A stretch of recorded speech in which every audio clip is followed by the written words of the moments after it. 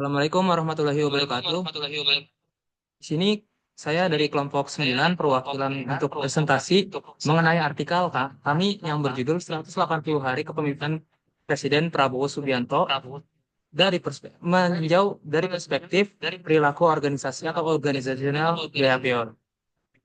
Lanjut. Di sini anggota kelompok kami ini ada nama kami dan juga ada NIM, juga ada job desk yang telah diberikan. Lalu untuk latar belakang dan abstraknya, pertama, pemerintahan sebagai organisasi yang kompleks membutuhkan tata kelola sistematis. Yang kedua, Prabowo menjanjikan transformasi sosial melalui program strategis.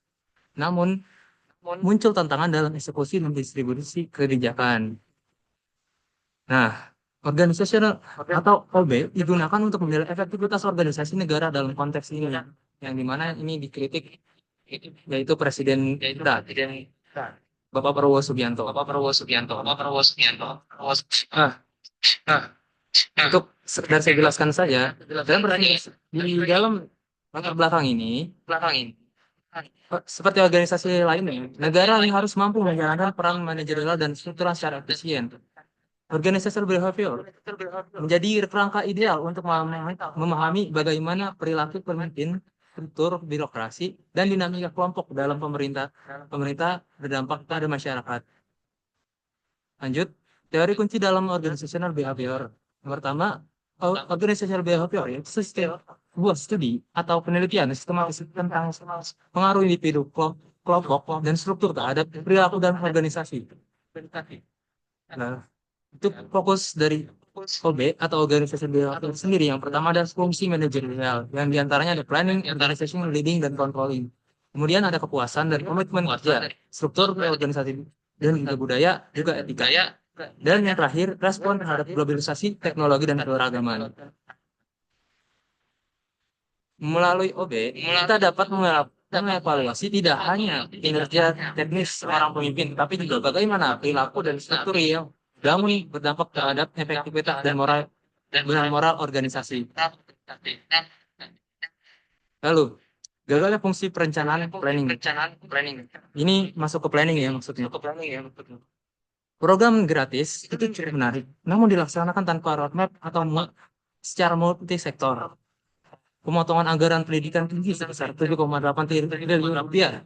Perencanaan tidak mempertimbangkan efek sistemik terhadap kualitas SDM. Dan juga di sini dari Robbins dan James juga perencanaan buruk memicu konflik organisasi dan krisis kepercayaan. Sekarang kita sudah mengalami. Nah,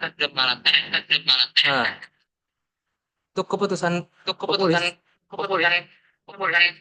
tanpa kajian untuk keputusan populis yang dilakukan oleh Bapak Presiden tanpa kajian integratif mencerminkan lemahnya planning dalam organisasi atau dalam OB ini kita dapat menciptakan disonasi atau penolakan kebijakan dan penurunan komitmen karena disebabkan oleh kurangnya yang integratif dalam planning tersebut. Lalu disfungsi terus struktur organisasi, yaitu organisasi dan controlling. Dalam organisasi dan controlling, yang pertama ada ketimpangan realisasi program antar wilayah, ASN dan lembaga kebingungan karena struktur pelaksanaan berubah cepat, dan fungsi pengawasan dan respon balik lemah. Nah, di sini NIB menekan pentingnya struktur adaptif dan koordinasi lintas unit, yang dimana ketidakteraturan dalam struktur pelaksanaan menunjukkan kelemahan dalam fungsi organisasi dan controlling dari sang manajerial sendiri. Hal ini berpengaruh langsung terhadap efisiensi kerja organisasi negara. Lanjut. Minimnya kepemimpinan transformatif dalam hal leading. Ini dari fungsi manajerial sendiri yaitu leading. Yang pertama kurangnya komunikasi publik dan keterbukaan terhadap kritik. Absen dalam forum diskusi publik strategis seperti Mata Najwa yang sudah di YouTube-nya, tidak tampil sebagai pemimpin inspiratif yang membangun kepercayaan. Dan menurut Mintzberg 1973, pemimpin harus menjalankan peran interpersonal dan informatif secara seimbang. Jadi bukan hanya interpersonal saja, tapi informatif juga. Yang dimana peran leading ini sangat krusial dalam membentuk budaya koorganisasi, kurangnya keterlibatan langsung pemimpin berdampak pada trust atau kepercayaan dan juga loyalitas publik terhadap kebijakan yang telah dibuat oleh pemerintah. Kemudian ada kegagalan inklusi sosial dan etika. Program belum menjangkau daerah dengan indeks kemiskinan dan stunting yang tinggi. Akses hanya dinikmati sebagai populasi perkotaan. Nah, di sini OB menjelaskan tentang inklusi dan etika organisasi harus menjadi landasan kebijakan publik. Jasar seharusnya tidak sekadar formalitas, tapi berdampak nyata. Yang dimana kebijakan publik itu harus menjamin distribusi yang adil. OB melihat organisasi sebagai agen perubahan sosial dan dalam hal ini negara gagal mencerminkan prinsip inklusivitas dan keadilan sosial.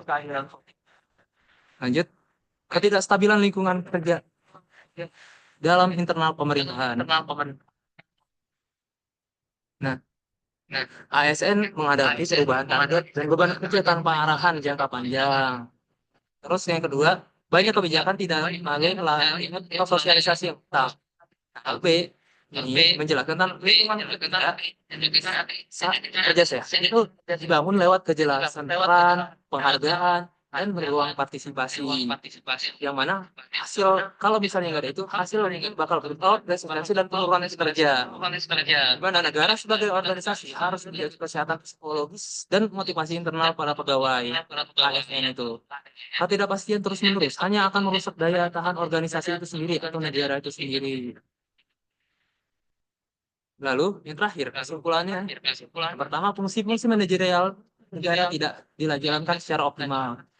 Perilaku organisasi negara menunjukkan krisis komunikasi, etika dan koordinasi. Sini, OB menjadi cermin ilmiah untuk melihat kegagalan sistemik dalam pemerintahan Indonesia. Perlu konsistensi antar visi dan implementasi serta kepemimpinan yang transformatif dan inklusif. Yang mana secara keseluruhan pendekatan OB menunjukkan bahwa banyak kegagalan dalam 180 hari kepemimpinan Pak Prabowo bukan hanya soal politik tapi juga kegagalan dalam organisasi, yaitu dalam pemimpin, merancang, mengelola, dan menjawab kebutuhan rakyat. Nah, sekian. Ini adalah referensi yang kami ambil. Boleh dibaca. Referensi menjadi dasar ilmiah dari kritik yang kami bangun. Materi OB ini bukan hanya akademik, tapi sangat relevan untuk menilai realitas kebijakan di tingkat negara. Sekian. Assalamualaikum warahmatullahi wabarakatuh.